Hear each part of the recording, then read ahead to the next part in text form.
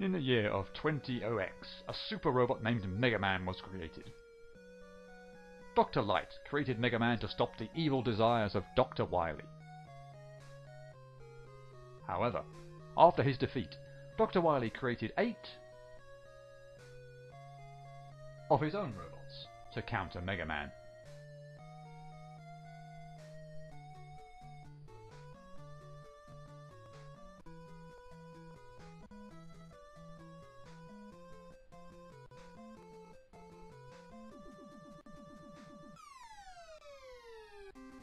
Well, hello there, it's me, Musto0063 back again, and we are picking up the Mega Man Let's Play Perfect Run project with Mega Man 2. Probably the majority of the fan base's favourite in the classic series. Most likely a combination of the appearance of some pretty iconic Robot Masters, some ridiculously overpowered weapons, and some pretty bitchin' music tracks, including that Fortress stage music. Is it my favourite? No, not even close. It'd be fairly near the bottom of my list actually. It's probably got something to do with the Fortress stages. I never find myself looking forward to them. Other than Mega Man 8 and Mega Man and Bass, this game has my least favourite set of Fortress stages. As I said before though, just because I personally rate this game low on my favourite list, that's not to say it isn't a good game, because it is, or I don't like it, because I do. But yeah, once the Robot Masters are beaten, there's a definite drop off in my enjoyment level. Here's our new set of Robot Masters, 8 of them this time around, and once again I'm going to be tackling them in the order I perfect run them, or attempted to perfect run them. Careful not to give the game away. That means we're kicking things off with Metal Man. And we're greeted with some of that awesome music I mentioned just a few moments ago. Also greeted by these conveyor belts, and a free E-Tank. Always welcome, especially after having to go through Mega Man 1 without any. Our first real obstacle comes in the shape of these presses, which drop down to the floor pretty quickly whenever Mega Man gets within close proximity of them, and then slowly rise up to their original position. You need to make your way past when they're in the process of rising up, you'll never make it past when they're on the way down. Now, oddly enough, in this little section, the last few are the easiest to avoid, as you don't have to worry about maintaining a safe distance while running on a conveyor belt, as they've disappeared. Slightly peculiar. You'd think they start you off with the easier moving section first and progressively get harder, but it's actually the opposite here. And welcome to Mole Country. I hope you like slow progress and the perpetual sound of the Mega Buster firing. That's what you're going to get for a good half minute or so if you ever try clearing this area without taking damage. You never really know where these things are going to materialise, although they will never appear behind you or directly below or above you. And it's the ones coming up from the floor which are the more problematic, obviously given that you have no reaction time whatsoever if you walk forward and one pops up. You're going to get hit. Whereas at least if one comes down from the ceiling over a place you've just walked forward to, you can usually backtrack it out its way.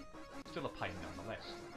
And having these things materialise in an area with a conveyor belt is even more of a pain, especially one that automatically moves you forwards. It's incredibly easy, even though you're taking your time. The conveyor belt will send you forward into a mole you couldn't possibly see coming to or react to in time. Rather like that. Brilliant! I spent around 45 seconds traversing that area, trying to be careful, only to get hit on effectively the last damn mole. You eventually make it through, and you've just got a few more conveyor belts to make it past, but there's nothing tricky about these few areas whatsoever. Clowns on giant gears, on the other hand, can be a little tricky. I'd advise destroying the gear first.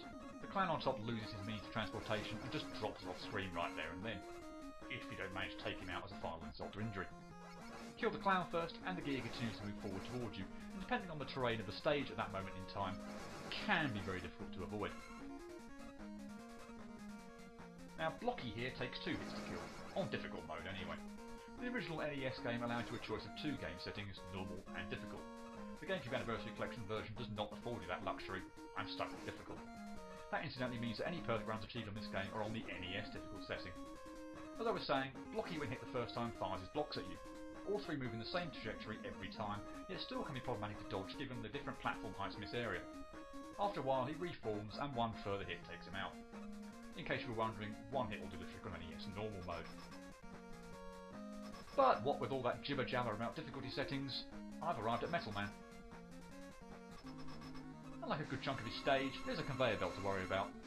And Metal here occasionally has the audacity to change the direction of the conveyor belt as the fight progresses. Tell here is a giant flash on screen. If you experience that, the conveyor belt will switch on you. This can be temporarily very off-putting, especially if you're trying to dodge a metal blade at that particular moment in time. Metal jumps at 3 varying heights, and go figure, I'll call them low, medium and high.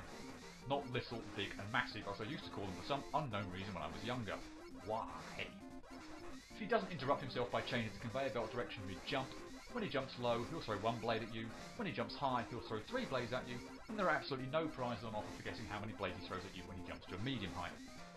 There are set patterns in which he'll throw the blades at you, and once you know them, they're not too bad to dodge. The unfortunately, 2 times I got hit. On both occasions, I jumped too late in response to his high jump, causing him to throw his last of 3 blades horizontally and low, too low for me to duck under. But that's Metal down. And unlike Mega Man 1, and indeed every future game in the series, there's no score. So after our customary victory music, Mega Man just teleports away. And this time we're treated to a weapon get screen. Mega Man 1 didn't show you this. In fact, I've heard that even well-known Mega Man Let's Players, the first time they played Mega Man 1, they didn't even know you could select Roadmaster weapons. At least Mega Man 2 is nice enough to explain that to any newcomers to the series. And we get Metal Blade, probably the most overpowered weapon in Mega Man history that allows you to shoot blades in 8 different directions while consuming barely any weaponry at all per blade. So we're up and running with Mega Man 2, and since it's the first Roadmaster stage of the game, I won't bother teasing you with a could I perfect run. Enjoy.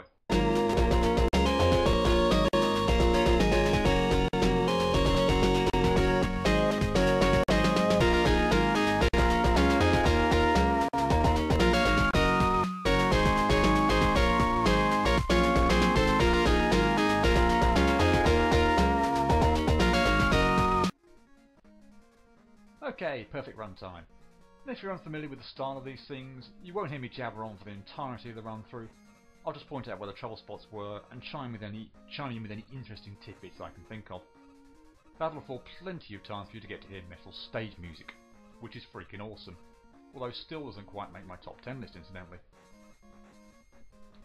I didn't experience any problems whatsoever with these presses. If you take your time here, you should be fine. The mole section, on the other hand, was a problem. Half a dozen or so failures in this area, all of them, by the way, in the final part with the conveyor belt. When you're just moving through on regular floors I'm doing now, nothing will ever spring up in front of you and surprise you. You can just stand still. Picked up an extra life there in case you didn't notice. One-up curse? What one-up curse?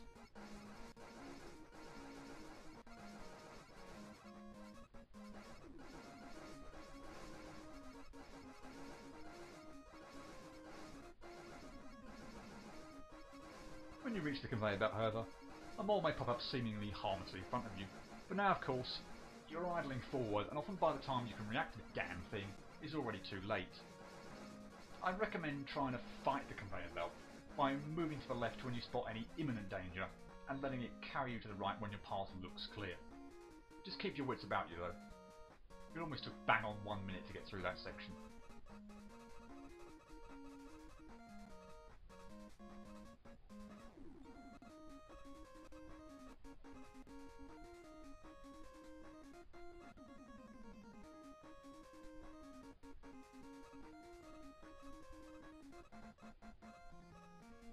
No problems whatsoever either with the clowns on gears. Remember to go for the gear and not the clown, in an ideal world anyway. Provided you're not too slow destroying it, they don't pose any great threat.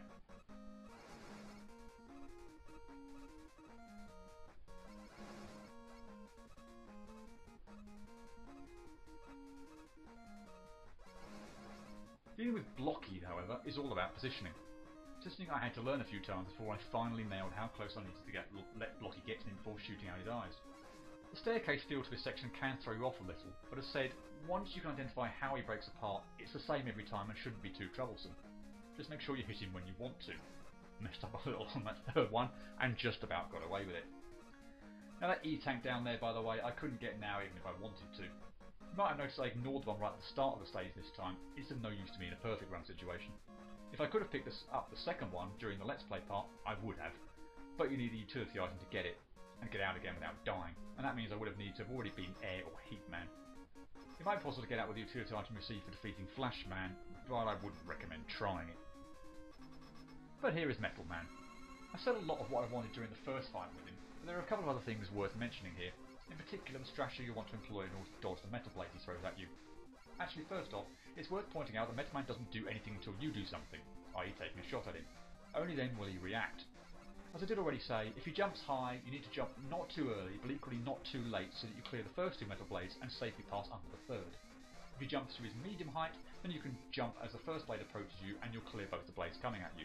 If he jumps low, then only one metal blade will be coming your way, and you just simply time your jump to clear that one blade. As for the conveyor belt, whatever direction it's moving, the best strategy is to stay on the left-hand side of the screen. If you saunter toward the middle, metal will jump over you to the side of the screen, probably while throwing metal blades at you, and that can be very disorientating. Other than that, the only thing that might trip you up is losing your focus. Metal Man is very durable. Each pellet shot only deals 1 bar of damage, and thus it takes a long time to defeat him Buster only. This fight is still going on, and I imagine it's over a minute long already. But eventually, and with enough patience, he'll go down. Rust in peace, Metal Man. Rust in peace.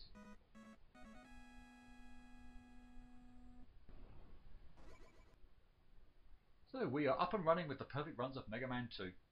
This was the game where I started wondering what I'd gotten myself into. There are some right royal bastard stages in this game to even do no damage runs of, let alone perfect runs, but all in good time. Metal here took me 30 minutes to beat, and I don't think I can have too many complaints about that. That equated to 11 outtakes, 2 of which were on Metal himself.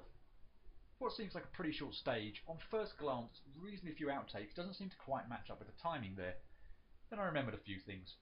While the stage is short, the section with the moles can sometimes take a good minute to get through unscathed, and the fight with Metal drags on for a long time. Over a minute almost every time you successfully beat him. But I got hit to effectively the last set of moles, while being on the conveyor belts, every time I came a cropper there, and that on the 2 occasions I reached Metal Man and shaved his health bar down quite a bit before screwing up, does help to explain the time spent on the stage. To recap the problems, the mole section, especially the end portion, Blocky on the odd occasion when I messed up my positioning, and Metal Man all proved worthy foes. I've probably said all I want to say about moles and Blocky by now, but the fight with Metal Man bears going over again. If you're careful with the timing of your jumps, especially in response to a high jump from Metal so that he doesn't throw his third blade low and horizontal, you'll be fine. Pay attention from him switching the direction of the conveyor belt, and as mentioned, try to stay as close to the left-hand edge of the screen as you can. So yeah, he's not all that tricky.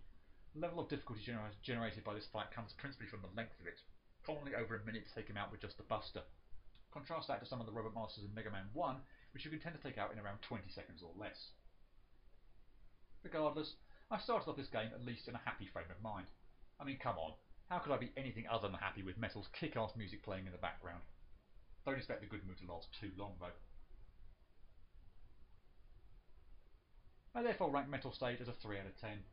1 extra point shared between the moles and Blocky, and 1 extra point for the length, if not the difficulty, of the fight with Metal. A 3 out of 10 for what I thought might be the easiest stage in Mega Man 2 to perfect run. That can't be all that encouraging. I sincerely hope you enjoy this. Stay tuned for next time when Mega Man 2 will really start to heat up. Cheerio.